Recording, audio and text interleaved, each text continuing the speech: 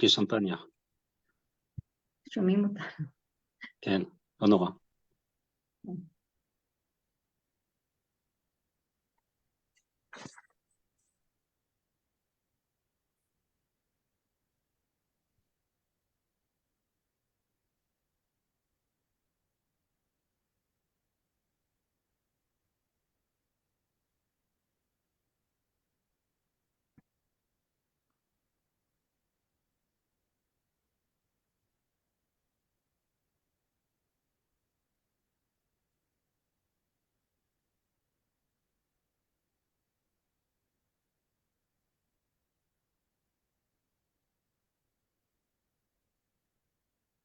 זהו, נפתלי, אפשר להתחיל? Bonsoir, je vous parle sans vous voir puisque j'ai un petit problème d'internet à la maison. Nous avons le plaisir, nous sommes bientôt 300 personnes sur ce Zoom. Nous avons le plaisir de recevoir ce soir M. Rafi Yerushalmi, qui est expert en sécurité, ex-lieutenant-colonel de l'armée d'Israël, de Tsahal. Avant de lui laisser la parole, je remercie, je suis Naftali Lévy du département de la diaspora de l'Organisation sioniste mondiale. Nous avons avec nous Yasmine, qui du département de la promotion de l'ALIA et qui dirige avec brio tous ces Zooms que nous organisons depuis, que nous avons organisé pendant la période du Corona et maintenant que nous avons repris depuis le début de cette guerre. Je laisse la parole à Rafi, Bevakasha Rafi. Bien, bonsoir tout le monde, bienvenue sur le Zoom. Ça rappelle un peu le temps du Covid, de voir des gens sur des écrans de loin. Je voudrais préciser le titre de la conférence de ce soir. C'est donc comment Israël va gagner la guerre. Et sur le flyer, il y a un point d'interrogation que j'ôte donc tout de suite. Je vais vous raconter comment Israël va gagner la guerre sans point d'interrogation. Nous allons gagner la guerre. Et évidemment, nous allons voir comment, et ça va pas être facile, mais aujourd'hui, on peut dire d'abord et avant tout qu'il y a une reprise du contrôle de Tsahal, d'Israël, sur la situation. Nous avons eu un choc initial terrible, un traumatisme national. Ça nous a pris quelques heures ou même quelques jours pour nous remettre de nos émotions. Mais maintenant, nous avons regagné le contrôle de la situation. Alors, bien sûr, au sud, donc au sud, nous sommes en train de bombarder le plus possible les infrastructures du Hamas. C'est nous qui allons décider quand et si nous voulons entrer de façon terrestre dans Gaza. Nous choisirons le moment qui nous soit le plus propice. Et donc, nous sommes en contrôle.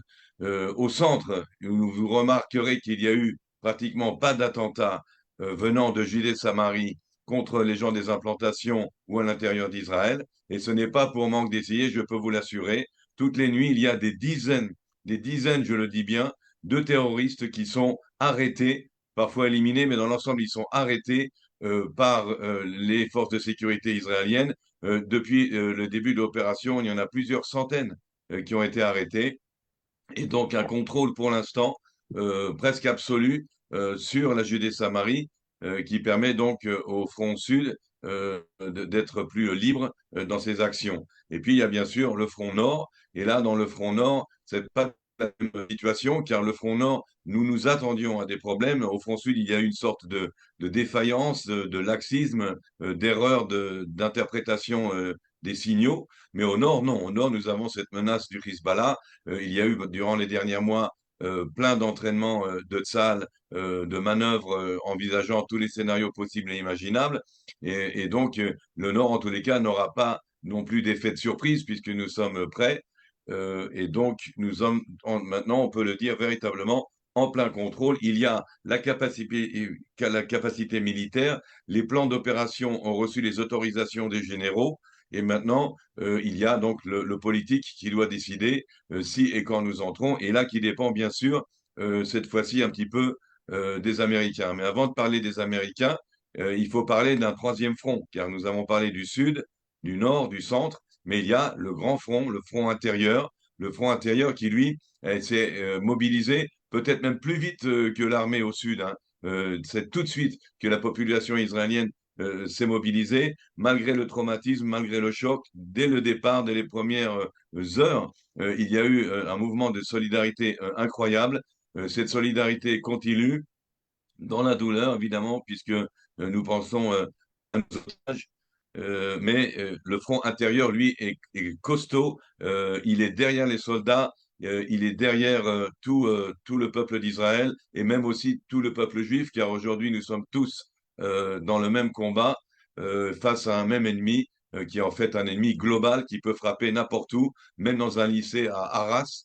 Et donc, il y a cette unité-là du peuple juif, mais aussi peut-être de nos amis non juifs, qui est très, très importante. Nous avons quand même cette fois-ci bénéficié d'une meilleure écoute de ce que nous vivons, de ce que nous subissons, et les gens commencent à comprendre que ça leur pend au nez. Ce qui nous arrive ici peut arriver n'importe où ailleurs.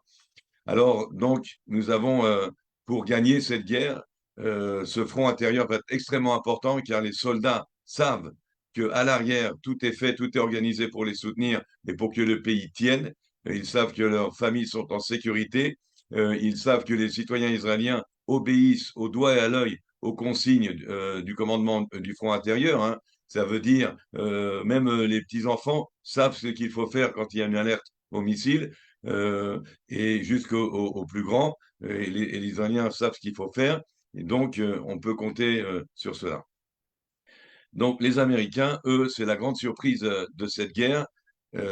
C'est l'arrivée en masse, en force, dans la même Méditerranée, des forces américaines. C'est le soutien indéfectible de Joe Biden, avec donc en mer Méditerranée un déploiement jamais vu.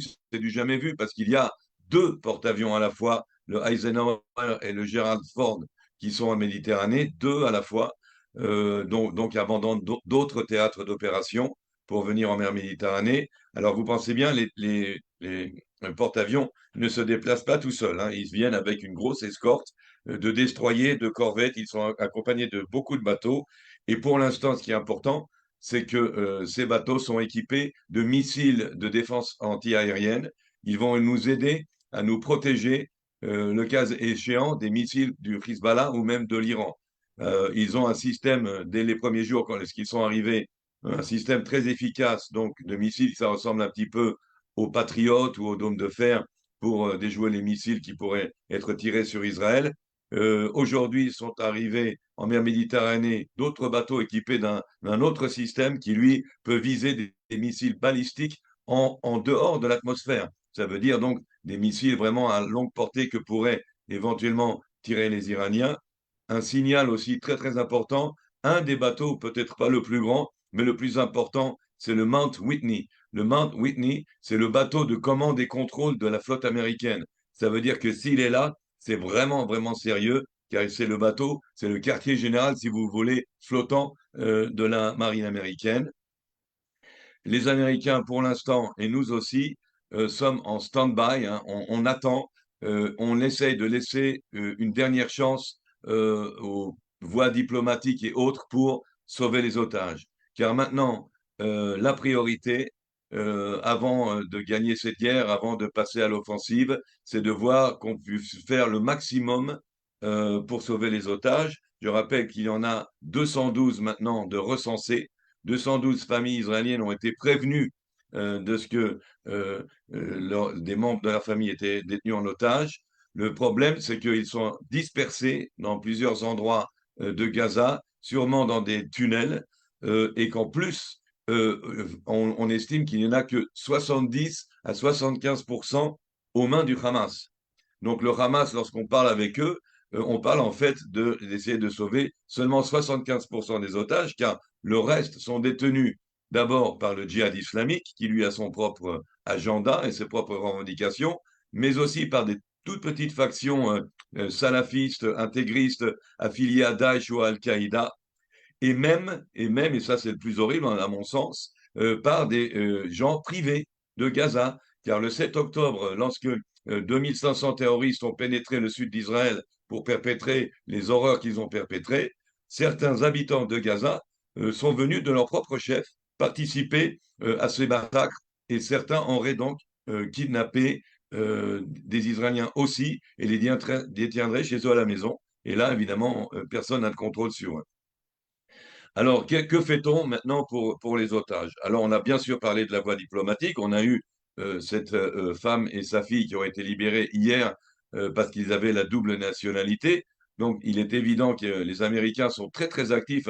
Eux, ils ont été actifs dès le premier jour. L'armée américaine, les services de sécurité américains se sont occupés de ce problème des otages très rapidement, avec le poids, hein, bien sûr, des États-Unis. Alors, il y a toutes sortes de possibilités. Il y a des revendications possibles du Hamas qui dirait ce qu'il veut en échange. Ça peut être arrêter les bombardements, ça peut être de recevoir des combustibles à travers l'Égypte. Il peut y avoir toutes sortes de revendications, euh, mais dans l'ensemble, elles ne sont pas véritablement importantes dans la mesure où ce que le Hamas va faire, et à mon avis, c'est la chance dans la malchance des otages, c'est qu'ils sont une assurance vie des hauts dirigeants du Hamas.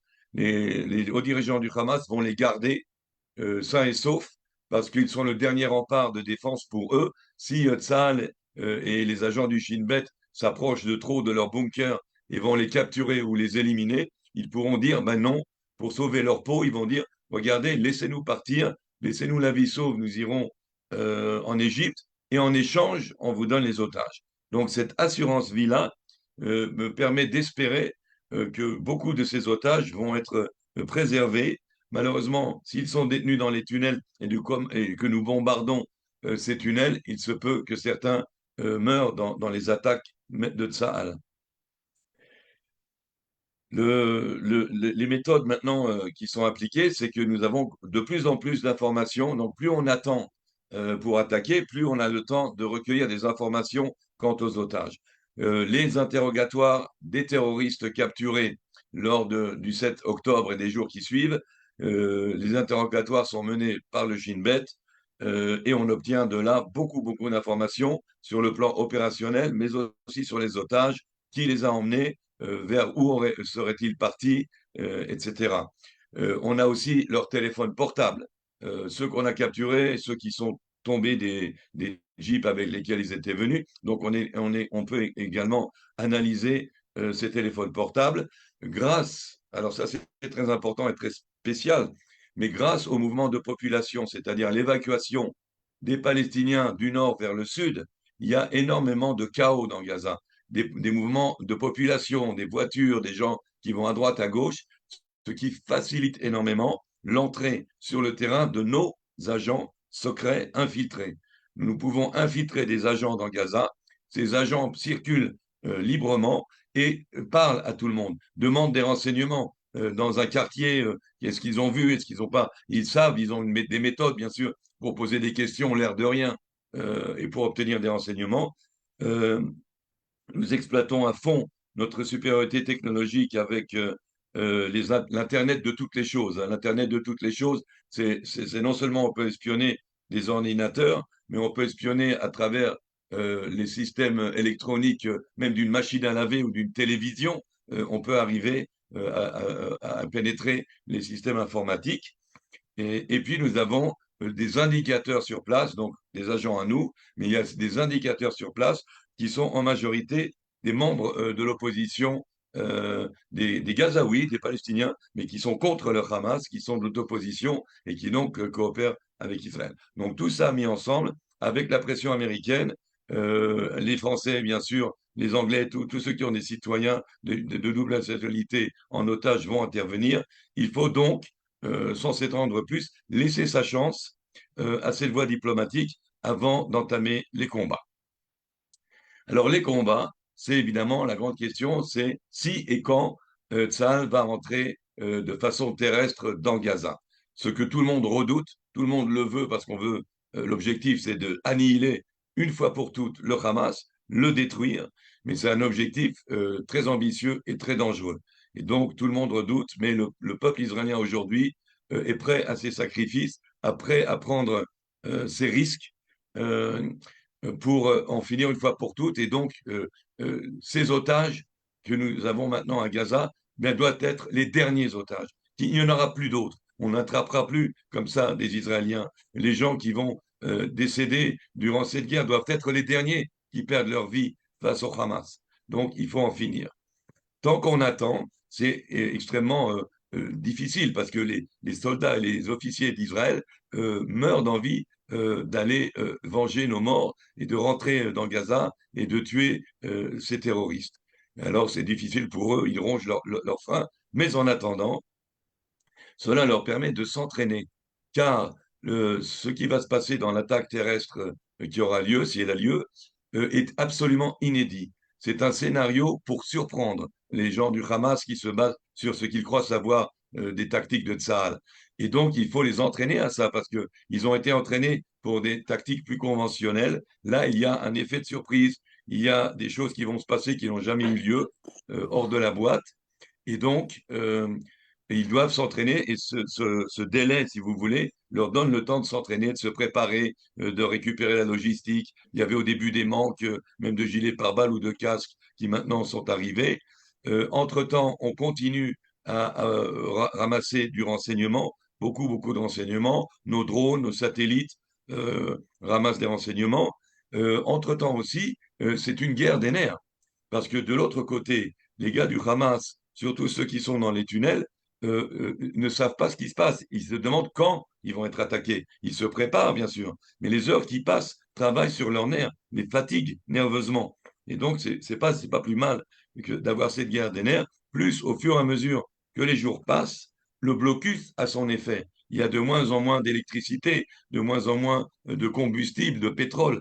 Et donc, ça affaiblit le Hamas. Et puis pendant ce temps-là, et surtout la nuit dernière et aujourd'hui, des bombardements intensifs. On a bombardé en quelques jours plus qu'on a bombardé durant 20 ans dans tous les conflits qu'on a avec le Hamas. Et donc, plus on bombarde, et mieux c'est pour nos soldats. Plus il y aura d'infrastructures détruites, évidemment, mieux ce sera pour nos soldats de rentrer, d'avoir moins de danger. Nous allons utiliser aussi notre supériorité sur plusieurs plans. D'abord, la technologie. Nous avons le dôme de fer. Nous commençons à utiliser maintenant des lasers. Nous avons la supériorité du côté de la mer. La marine israélienne va jouer un rôle extrêmement important dans cette offensive. Tout ce qui est la haute technologie est utilisé sans même qu'on mette un pied encore dans Gaza. Ceci étant dit, cette bataille sera extrêmement longue, dangereuse et difficile. Alors d'abord, la théorie, la doctrine militaire classique dans le monde entier nous apprend que lorsqu'il y a une guérilla urbaine, c'est-à-dire lorsqu'une armée régulière doit rentrer dans une ville occupée par son ennemi, eh bien cet ennemi qui est à l'intérieur de la ville sextuple sa puissance, c'est multiplié par 6. Ça veut dire, s'il y a 20 ou 30 000 combattants du Hamas dans Gaza, le fait qu'ils attirent l'ennemi dans leur retranchement urbain, c'est comme s'ils étaient 120 ou 150 000. Donc vous voyez que c'est un sale boulot. Et puis ils nous attendent bien sûr de pied ferme. Ça fait des mois qu'ils préparaient cette attaque, ce massacre, sachant très bien que la riposte serait très musclée. Ce qui les a surpris, c'est les Américains, mais sinon, ils savaient bien que nous allions réagir très fortement. Et donc, ils se sont préparés avec des pièges explosifs partout.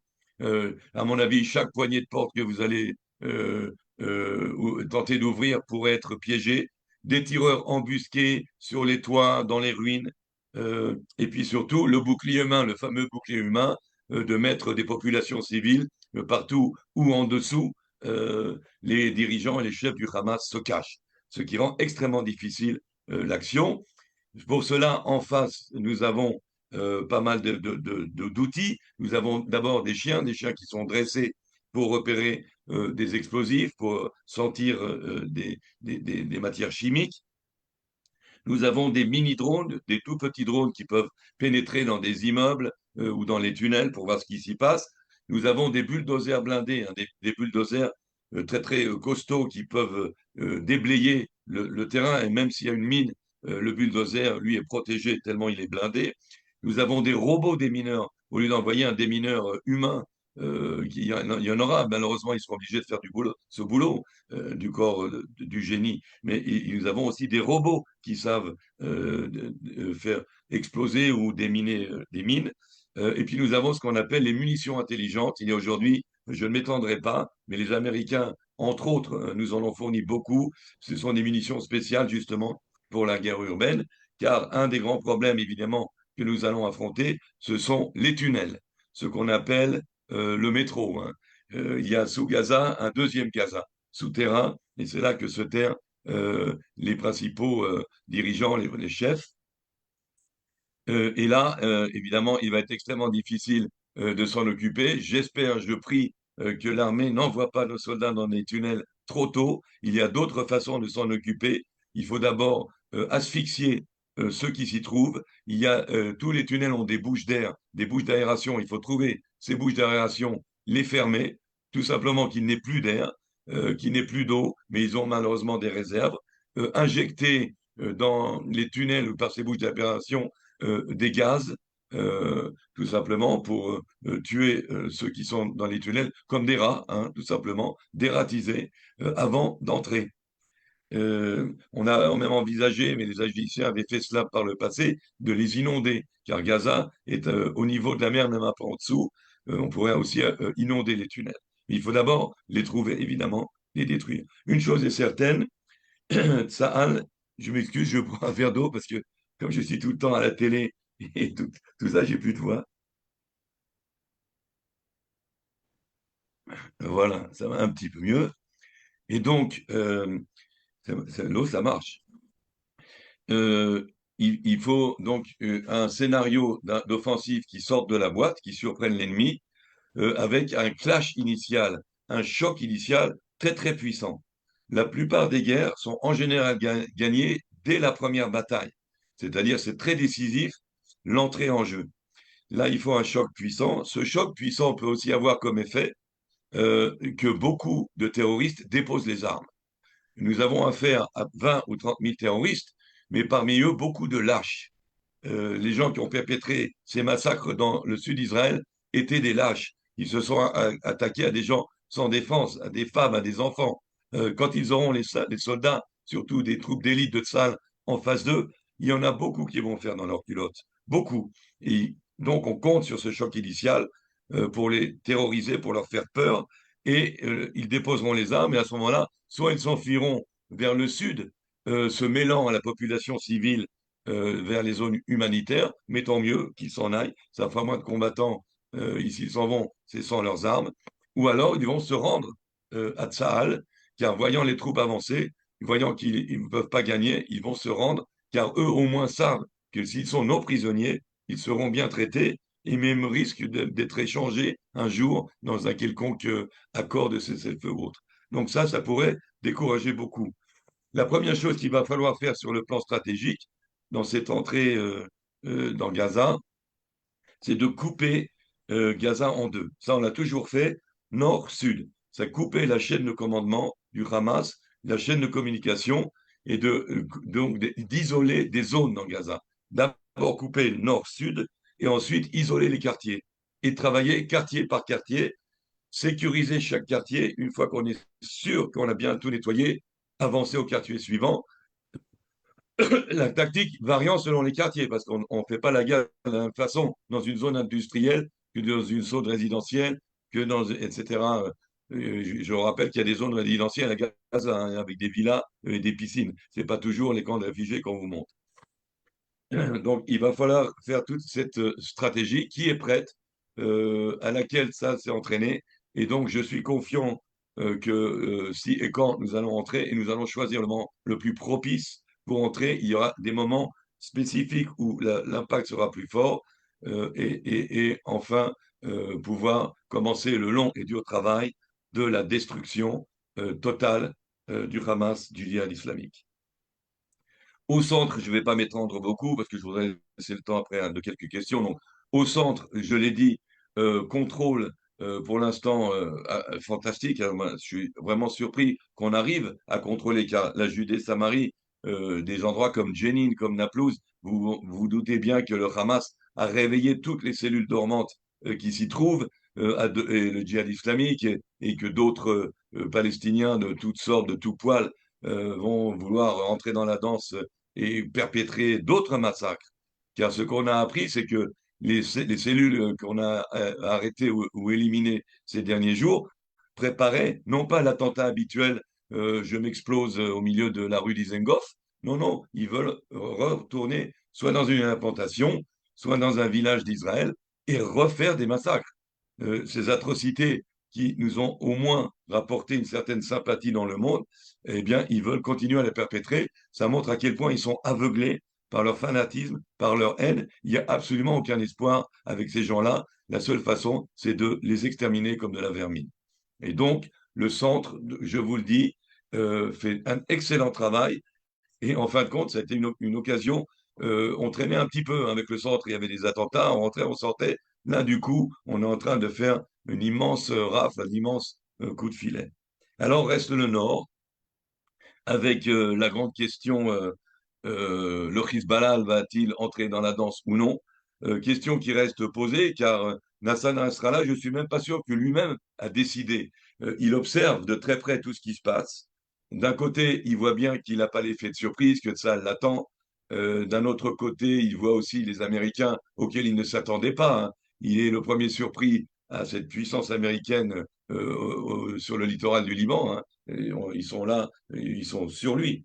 Donc, normalement, il ne devrait pas intervenir. D'un autre côté, il peut se dire aussi, mais Tsahal est occupé au sud, très occupé, attendre l'entrée terrestre de Tsahal, de voir qu'on est aussi occupé au centre, et se dire, mais c'est une occasion que j'aurai jamais après, d'avoir 2 tiers de Tsahal occupés ailleurs, et juste il y a le Tsahal qui est face à moi au nord. Il pourrait être tenté, il pourrait aussi recevoir l'ordre des Iraniens, parce que les Iraniens en ce moment, c'est leur stratégie. Eux, pour l'instant, ne sont pas encore rentrés, ils ne rentreront peut-être pas dans la guerre à cause de la puissance américaine, mais ils ont activé tous leurs proxys. Ils ont activé les Houthis du Yémen, qui ont même tiré des missiles vers Israël, qui peuvent atteindre Eilat.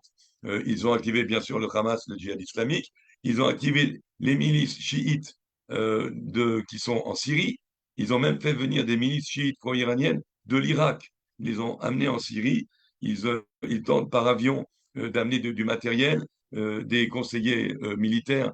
C'est pour ça que Israël a détruit la nuit dernière 2 des aéroports syriens pour empêcher ces renforts d'arriver. Et donc, il est évident que le Hezbollah fait partie de l'arsenal des Iraniens et qu'ils vont vouloir l'activer. Alors, la raison principale pour laquelle Tsahal ne frappe pas de façon préventive et reste dosé dans ses ripostes aux provocations du Hezbollah, c'est que nous avons promis à Joe Biden, aux Américains, de ne pas entamer un grand conflit. Si le Hamas, lui, commence, alors nous nous défendrons, nous contre-attaquerons, mais pas à nous d'entamer cela, parce que ça pourrait déclencher effectivement l'entrée en guerre aussi de l'Iran, dont ne veulent pas les Américains.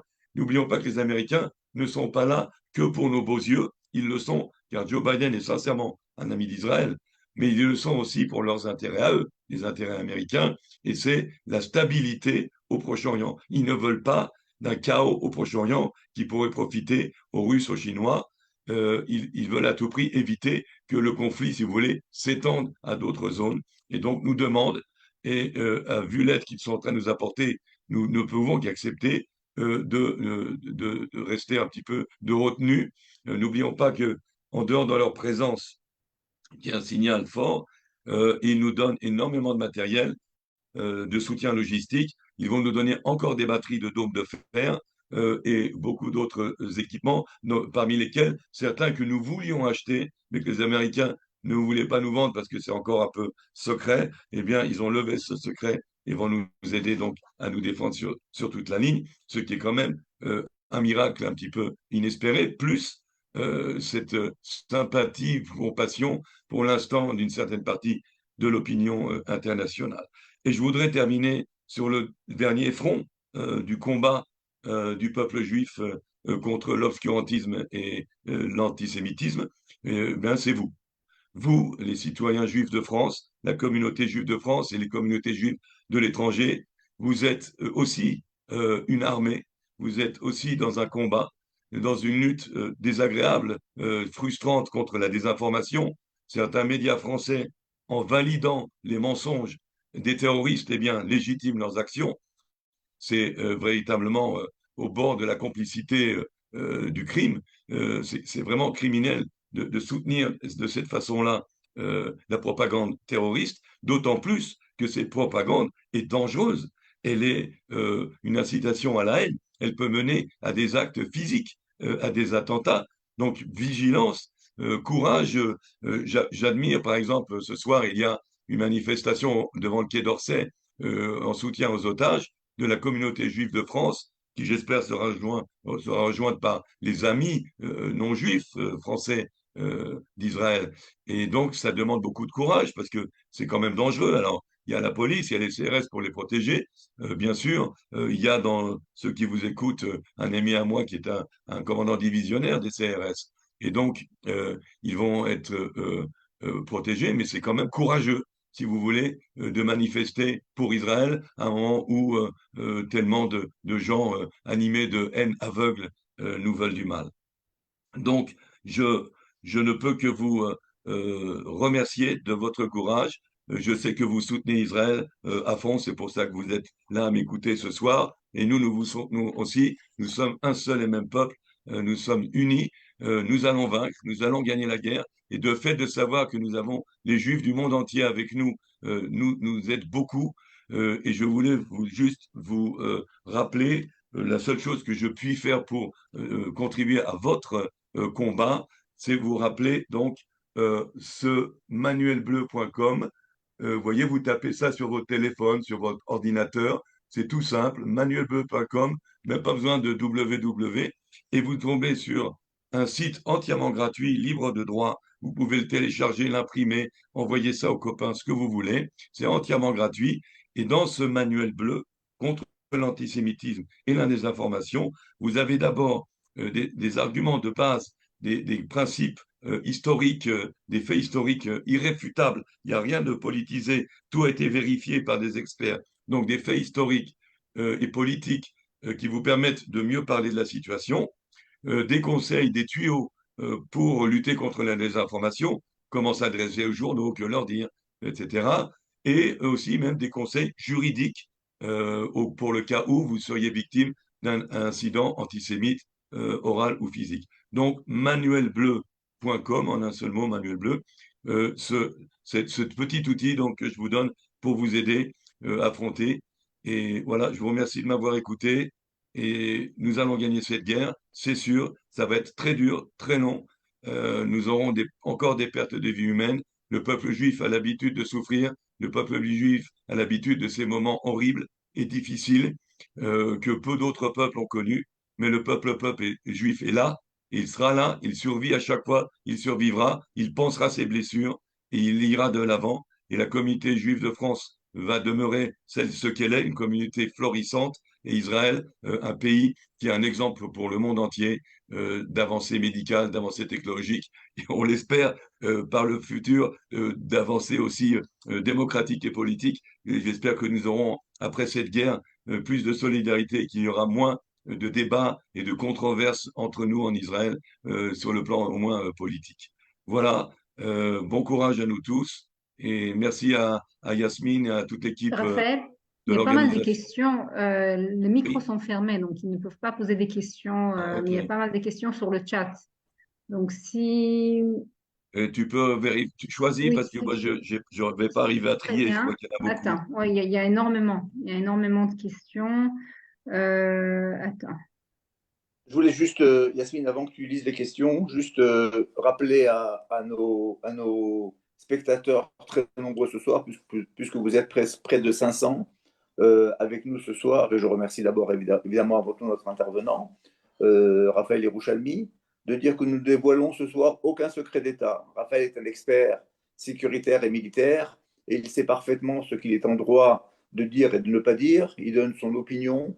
Toutes les options sont ouvertes. Nous ne dévoilons pas les cartes de l'état-major, nous donnons simplement une carte, quelque part d'abord pour vous rassurer, vous expliquer qu'Israël a plusieurs cartes dans son jeu, malgré la journée horrible que nous avons vécue ce 7 octobre, et que nous continuons d'être très optimistes, parce que nous savons les capacités qui sont à notre disposition. Et voilà, c'était simplement pour vous donner une perspective un peu plus large, avec les différents fronts, avec les différentes options. Il y a énormément de questions auxquelles il faut répondre. Vous avez envoyé énormément de questions. Certaines sont plus d'actualité, d'autres moins d'actualité. Je vais laisser à Yasmine le soin de lire certaines questions à Raphaël, celle du front interne, celle de l'Iran, qui sont des questions tout à fait d'actualité et préoccupantes. C'est vrai qu'Israël joue aujourd'hui une carte très complexe, très compliquée, qui va laisser des traces dans notre histoire. C'est pour ça que nous faisons en sorte d'être au plus proche de vous pour vous donner du maximum d'informations d'une source sûre, je les dirais pas seulement de commentateurs ou d'experts francophones sur les chaînes françaises. Alors, Yasmine, si tu veux bien lancer quelques questions pour Raphaël. Donc, il y avait une question concernant les accords d'Abraham. Maintenant, est-ce que ils sont vraiment, je crois qu'on a utilisé le mot torpillé. Oui, alors non, ils sont pas torpillés. Pour l'instant, on est encore dans la phase où les nations arabes qui veulent avoir ces accords avec nous pensent à leurs propres intérêts, car ça leur apporte quand même pas mal sur le plan de la coopération avec nous, hein, même sur le plan économique, même sur le plan technologique, médical. Ils ont beaucoup à gagner des accords d'Abraham. Ça les rapproche aussi de la puissance américaine. L'Arabie saoudite fait un bon calcul en se rapprochant des Américains plutôt que des Russes ou des Chinois, si besoin. Et donc, si vous voulez, les nations arabes pensent d'abord maintenant à leurs intérêts et abandonnent plus ou moins la cause palestinienne parce que ils ont beau parler beaucoup à la télévision, ils font pas grand-chose, hein. Je n'ai pas vu encore un jet privé de milliardaires saoudiens venir chercher un enfant palestinien pour le sauver des zones de combat. On n'a pas vu une véritable levée de bouclier à part médiatique de ces nations arabes. Euh, la Jordanie, l'Égypte aussi. L'Égypte d'ailleurs est coupable de crimes contre l'humanité, hein. Le fait que l'Égypte n'ouvre pas ses frontières aux Palestiniens qui veulent fuir la zone des combats, c'est un crime contre l'humanité, c'est très grave. Mais le problème, c'est que lorsque nous allons rentrer dans Gaza, donc si vous voulez, pour l'instant, les accords sont gelés, la normalisation avec l'Arabie saoudite est gelée. C'est d'ailleurs le but un petit peu de cette opération du Hamas, hein, c'est de saboter les accords d'Abraham. Et donc, euh, c'est une situation tangente pour l'instant, mais avec la durée et avec la violence des affrontements qui auront lieu dans Gaza, ça risque de faire monter l'opinion publique arabe. Il y a beaucoup de manifestations. Les manifestations que vous voyez en France, dans les grandes villes de France, pro-palestiniennes, c'est rien à côté de ce que certaines capitales arabes voient, hein, des dizaines de milliers de manifestants, Allah Akbar, qui pourraient influencer les décideurs politiques arabes, voyant leur population tellement excitée, à prendre des mesures qui plus négatives par rapport aux accords d'Abraham. Donc ça, l'avenir nous le dira. Moi, je sais que cyniquement, ces personnalités arabes qui dirigent aujourd'hui des États comme l'Arabie saoudite ou même le Qatar pensent d'abord à leurs propres intérêts, au fric, à leur puissance. Et si ça les arrange d'être avec Israël et même après une offensive sur Gaza et autres, ils le feront. Ils signeront parce que c'est dans leur intérêt et c'est comme ça qu'ils calculent. Attends, j'essaye de lire, mais il y a beaucoup de personnes te disent merci pour cette conférence. Et on demande Merci, c'est concernant, important aussi. oui, voilà.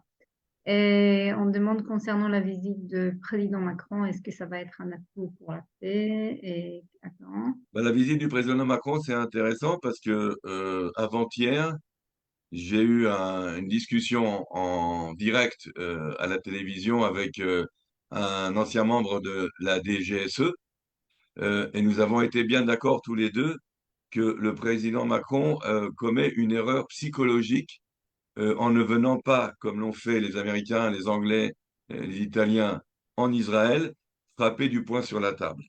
Comme il y a l'histoire des otages français, alors il se peut que le gouvernement français ait une stratégie différente d'autres gouvernements pour négocier cette libération d'otages, et qu'ils jouent peut-être la carte plus discrète, qu'ils vont offrir certaines, peut-être même des sommes d'argent, que sais-je.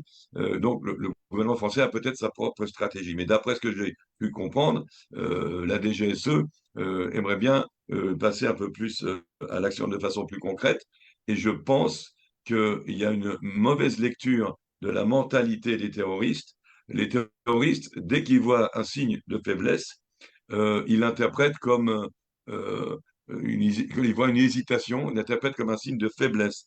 Et ça, c'est très mauvais. Il faut donner tout de suite d'emblée une attitude résolue, ferme, qui n'a peur de rien et frapper le poing sur la table. Et ça, je pense donc que pour le bien des otages, euh, mais aussi pour le bien de l'image de la France, il faudrait que le président vienne, condamne fermement ces massacres comme il l'a fait, mais d'une façon répétitive. On ne le dira jamais assez, on peut le dire plus qu'une fois ce qui s'est passé, mais surtout venir et dire, nous, la France, sommes aux côtés d'Israël, sommes dans la lutte, dans le combat contre le terrorisme, mais nous sommes prêts à négocier la libération de nos citoyens. Je pense que ça serait préférable, mais je ne suis pas dans les secrets de l'Élysée, ni du Bureau des légendes, et donc je ne veux pas non plus, c'est juste mon opinion ou mon conseil. Je fais confiance à la France, qui est quand même une amie du peuple juif. Il y avait une question concernant les... Je remercie, si je peux. Ah, regarde. Oui, j'ai un retour là, je ne sais pas pourquoi. Oui. Je voulais justement en profiter, puisque j'ai dit tout ça. Je remercie je ne citerai pas, pour pas dévoiler certaines choses, mais tous les Français sur le plan institutionnel et sur le plan privé qui sont en train de nous apporter une aide inestimable. Et je sais qu'on vit des moments désagréables en France, mais moi, je peux vous dire que dès les premières heures et jusqu'à aujourd'hui, je reçois de France des messages de soutien, des messages d'amitié, de gens, certains je ne les connais pas, d'autres je ne l'avais pas vu depuis 10 ans. Tout le monde, sans exception, a pris sa plume pour soutenir l'État d'Israël, pour me demander comment j'allais. Et je parle de gens du milieu de l'édition, des gens des milieux militaires, des gens que j'ai rencontrés en vacances. Donc, n'oublions pas, et c'est le principe de ce manuel bleu. C'est pas pour le manuel bleu, c'est pas pour discuter avec nos ennemis et se disputer. Le manuel bleu, c'est pour aider à informer nos amis et recruter du soutien auprès des gens qui sont pas suffisamment bien informés. Et donc, je remercie cette belle France, la France au beau visage, qui est celle qui a fait aussi la grandeur de sa communauté juive si resplendissante. Il y a une question, je ne sais pas si tu pourras répondre concernant la durée de la guerre. Il y a une autre question, est-ce qu'on ne risque pas que des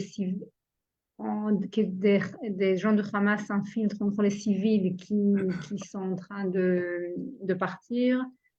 Et, D'accord, voilà. alors, oui.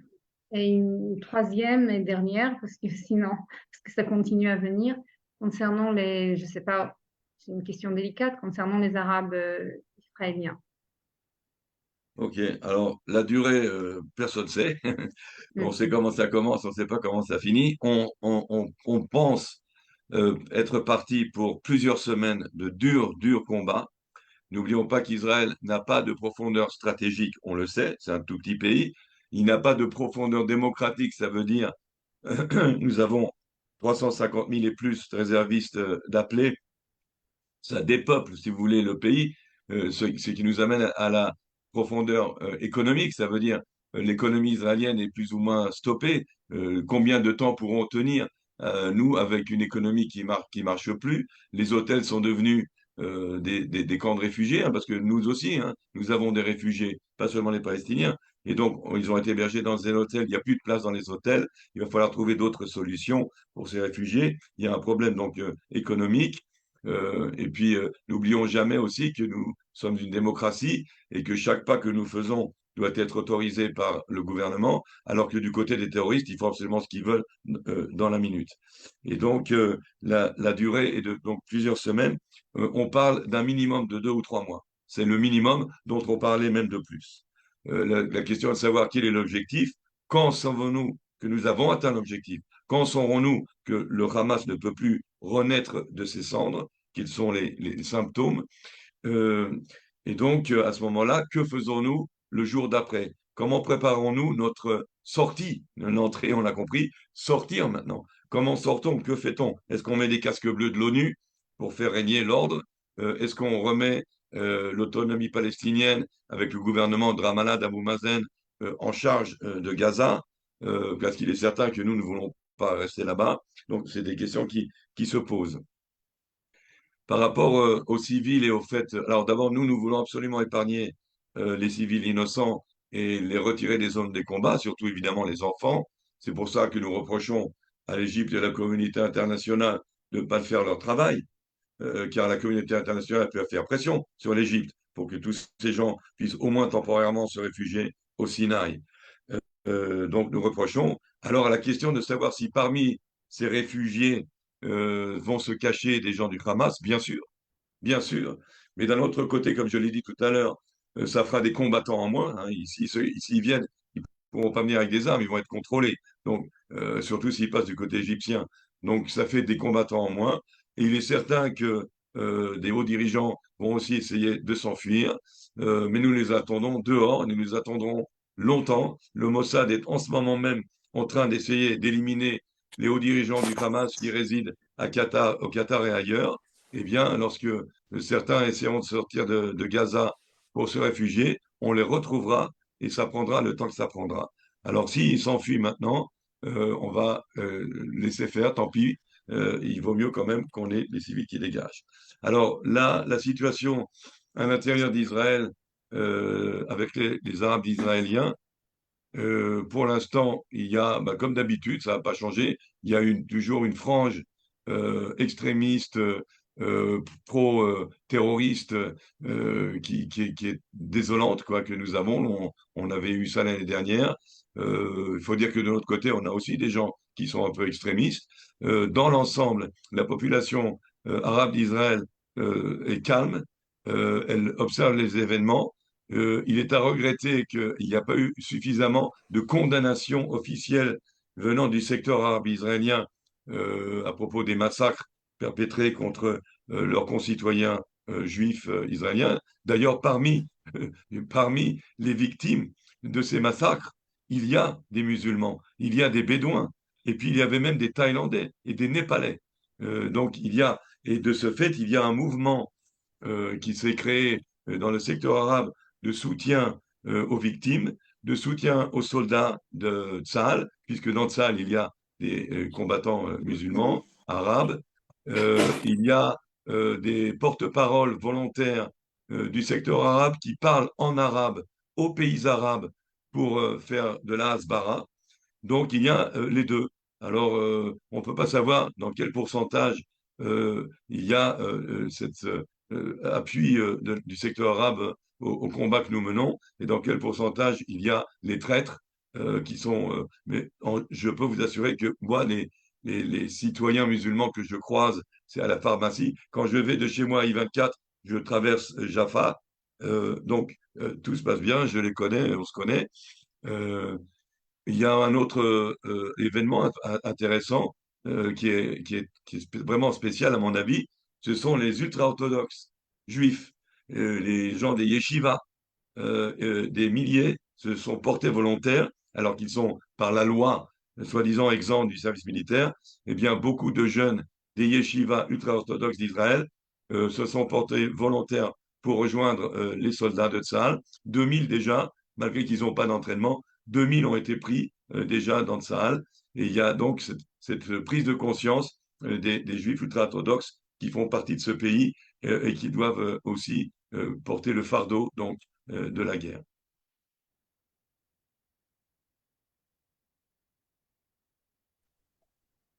De questions, nous ne pourrons pas répondre à tout. Je crois que je répondrai moi simplement à la question qui a été posée de savoir est-ce que les gens qui ont prévu de faire leur alia, de venir en Israël dans les mois, dans les semaines qui viennent peuvent le faire. Je pense que une partie des programmes pour le moment sont gelés. La rentrée universitaire a été reportée début novembre. Il faut espérer que d'ici une quinzaine de jours, la situation sera beaucoup plus calme, les vols reprendront, les vols internationaux qui sont gelés pour le moment. Et donc évidemment, ça aussi c'est un message très fort envers nos ennemis. Le fait que l'ALIA continue pendant les périodes de tension sécuritaire en Israël, ça a toujours été le cas. Pendant toutes les guerres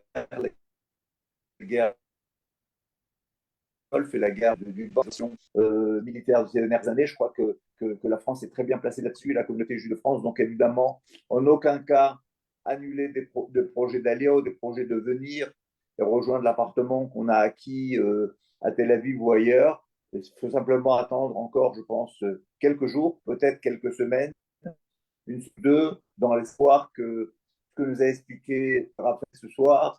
Et je pense qu'on a encore pas mal de zones donc mieux. Ça veut dire que le secret d'état-major est encore bien gardé et que la surprise avec les lieux et salles, l'État d'Israël et se prépare sera une surprise qui nous verra retrouver la lumière en Israël, la lumière dans le peuple juif. Et cela arrivera très bientôt. Voilà, je voudrais vous remercier d'avoir été très nombreux avec nous ce soir.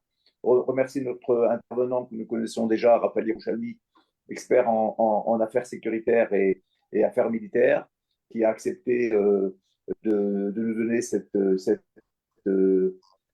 perspective un peu plus large que nous avons et d'être entre nous et remercier tous nos amis, tous les fidèles qui sont à notre écoute. Et vous allez recevoir dans les jours qui viennent une invitation pour notre prochaine rendez-vous Zoom dans l'espoir de vous rencontrer très bientôt en France, en Israël. Toda Rabba, Raphaël, merci Yasmine, et merci à tous les associés de l'Organisation sioniste mondiale qui font le maximum pour rester en contact avec la communauté juive de France, si active et si proche de nous en ces moments de crise. Toda Rabba.